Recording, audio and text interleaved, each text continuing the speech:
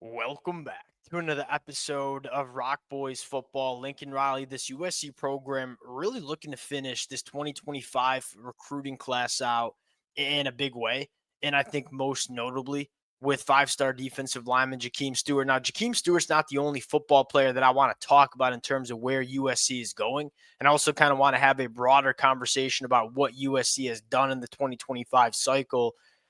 The biggest storyline for me, and this is regardless if USC ends up landing Jahkeem Stewart or not, being in the top two, which it sounds like they are. It sounds like it's coming down to USC and Oregon. He's taking a visit to Ohio State this weekend, but the two contenders, it sounds like, are Oregon and USC.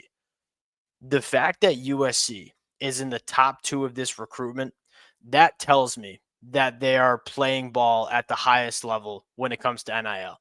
I think a lot of people who have followed this recruitment relatively closely know Jahkeem Stewart's recruitment. Yeah, you want to sell him on development. You want Coach Henney to sell that development to Jahkeem Stewart. A large part of this recruitment is coming down to financial figures. And the fact that USC has put themselves in a place where they're in the top two in this recruitment, they wouldn't be in the top two if they weren't ponying up some real money for a guy like Jahkeem Stewart.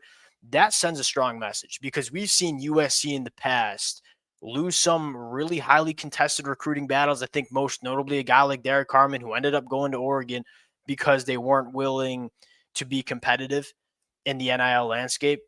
I think Jahkeem Stewart being arguably trending to USC tells me that USC is competitive in that atmosphere. And that you need that if you want to compete at the highest level. Now, Jahkeem Stewart, as a football player, we're going to get into and kind of talk about how the recruitment of Jahkeem Stewart might dictate USC's approach in the transfer portal as well.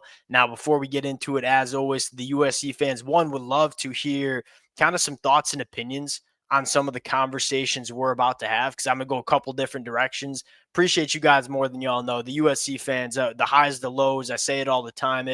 It's a blast talking this football team.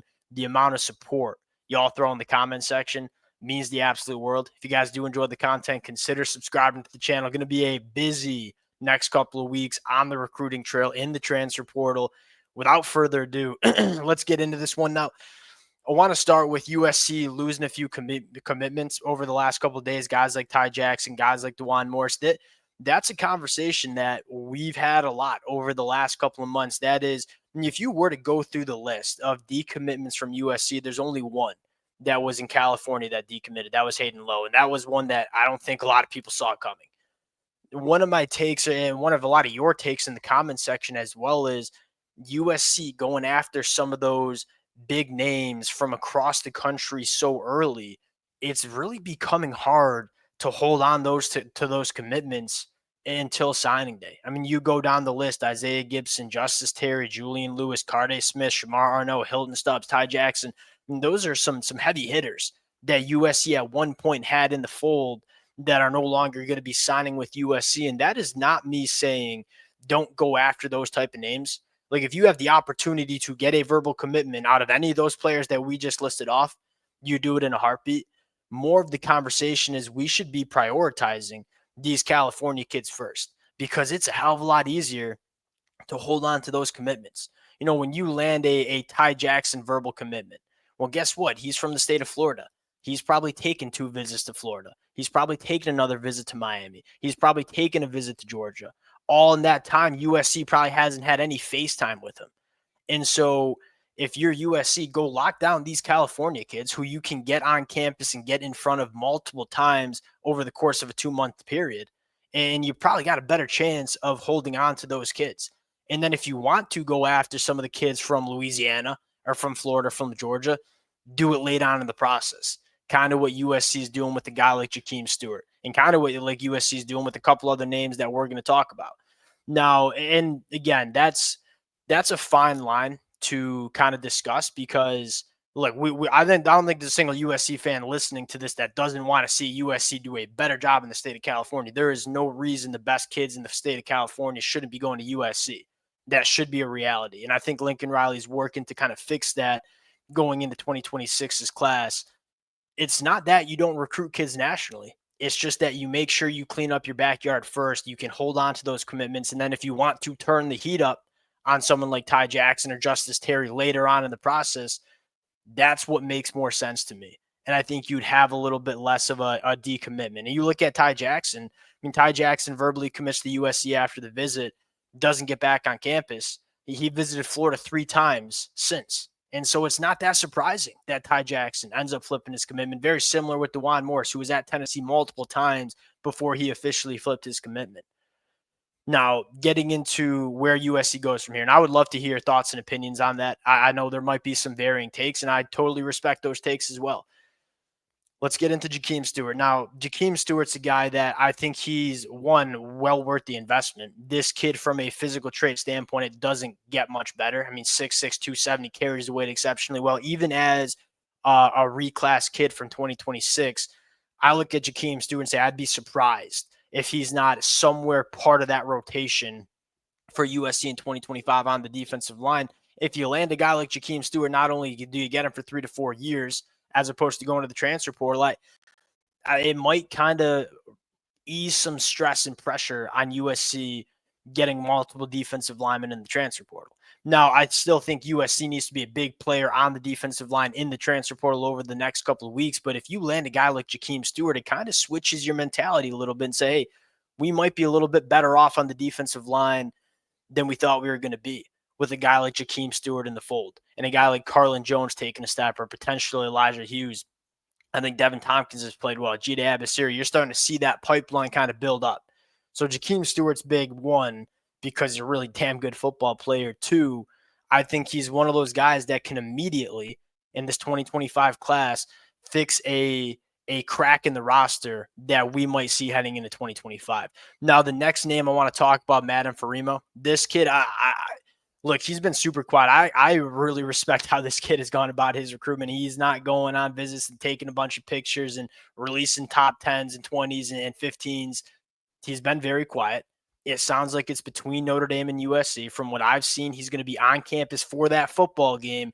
Madden Faraimo, I think, I love this kid. I mean, 6'3", 230, but he moves exceptionally well. He is a physical specimen in the box, but he's also a guy that when he was early on in his high school career, played safety. So he's got a lot of experience playing in space and playing in coverage, which is a very important aspect of linebackers that we see in the modern era of college football. It's rare to find these kids that are 6'3", 230 that know how to drop back in their zones and go make plays on the football. Madden Faraimo is that kind of guy. And because he's 6'3", 230, and if you've seen pictures of him, he's a guy that, yeah, we are losing guys like Mason Cobb and Easton Mascarenas-Arnold after this year. He's a guy that I think could play early. Versus a guy like Jaden Perlotti, who I really do like as a prospect. You could say probably the same thing for Ty Jackson. Those guys probably need a year to get physically ready to play this game, as opposed to Madden, who I think is ready to step on the football field and be a contributor for USC early. Another guy I want to talk about, and a guy that I'll be quite frank, we haven't really talked about in connection to USC, Dalen Penson, who sounds like he'll be making a visit up to USC this weekend. From the state of Georgia, committed to Georgia Tech. You're starting to see some Power 4 programs really turn it up for this kid. I think a lot of people see him as a cornerback, maybe more that nickel. I turn on the film. He plays quarterback at the high school level.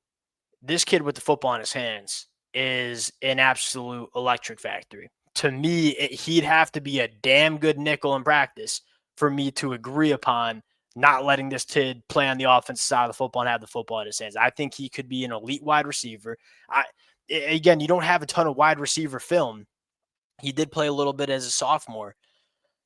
This kid with the football in his hands and the movement skills and the playmaking ability, it's special. And so when I see these kids, I want good athletes playing cornerback too. When I turn on the film and see him with the football in his hands, it's really kind of like Terry Bussey at Texas A&M. I'm not sure if many USC fans are familiar. He was a guy that I think a lot of people thought was going to play cornerback, but you continue to watch the film. Very similar prospects, actually, because he played quarterback as well. And you just look at him and say, how can we not play this kid on the offensive side of the football? And I love the fit. Hey, Lincoln Riley's going to figure out a way to get you involved in this USC offense. Dalen Penson, a guy that I almost hope commits to USC, break down the film together. He is a very, very fun cat. Last one I want to talk about, Carson Cox, which I think this is a big one because you lose a guy like DeJuan Morris, who I was a pretty big fan of, And I don't think I think you'll be able to replace him, whether it's in the transfer portal, whether it's on the high school recruiting trail. I don't think he's a generationally talented running back. I think he's very replaceable. Not a shot at him, just kind of my take. I like Carson Cox a lot.